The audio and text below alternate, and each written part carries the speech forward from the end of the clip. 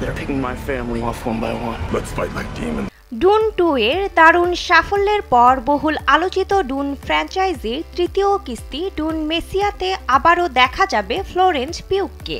রাজনীতি ও কুটচালের দক্ষ প্রিন্সেস ইরুলান চরিত্রে তার আগমন আগের কিস্তিতেই চমক সৃষ্টি করেছিল। এবার সেই চরিত্রে আরও জটিল ও গুরুত্বপূর্ণ ভূমিকায় ফিরছেন ফ্লোরেন্স।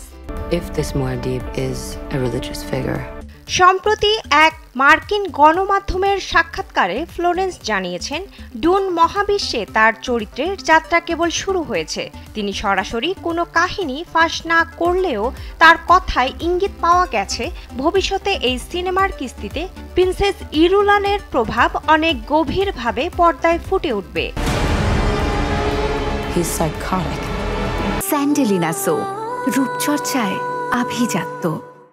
ডুন 2-তে দেখা যায় ইরুলান বাধ্য হয়ে পল আত্রেইডিসকে বিয়ে করতে রাজি হন। এই রাজনৈতিক বিয়ের মধ্যেই তার চরিত্রের কৌশল ও ভিন্নতা ধরা পড়ে। ফ্লোরেন্সের কথায় স্পষ্ট যে এই নাটকীয় সম্পর্কটি ভবিষ্যতের কাহিনীতে বড় ভূমিকা রাখতে চলেছে।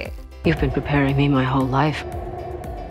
ডুন মেসিয়াতে মূল কাস্টের বেশিরভাগই ফিরে আসবেন বলে ধারণা করা হচ্ছে। তবে সবচেয়ে আলোচনার বিষয় হয়ে উঠেছে এক চমকপ্রদ ঘোষণা।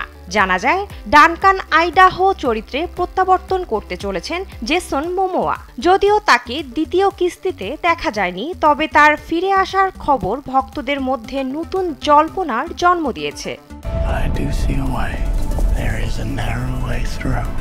এছাড়া রবার্ট প্যাটিনসনকে একজন প্রধান ভিলেন চরিত্রে দেখা যেতে পারে বলে গুঞ্জন চলছে, যদিও নির্মাতার পক্ষ থেকে এ বিষয়ে এখনও আনুষ্ঠানিক কিছু জানা যায়নি।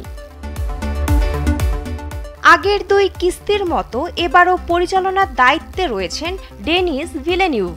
যদিও ছবির মুক্তির নির্দিষ্ট দিন এখনও প্রকাশ করা হয়নি, তবে হলিউড সূত্র বলছে 2026 সালে মুক্তি পেতে পারে ডুন এর তৃতীয় কিস্তি। ডুন মহাবিশ্বের এই পরবর্তী অধ্যায় নিয়ে দর্শকদের মধ্যে রীতিমতো উত্তেজনা তৈরি হয়েছে। বিনোদন ডেস্ক, কালবেলা।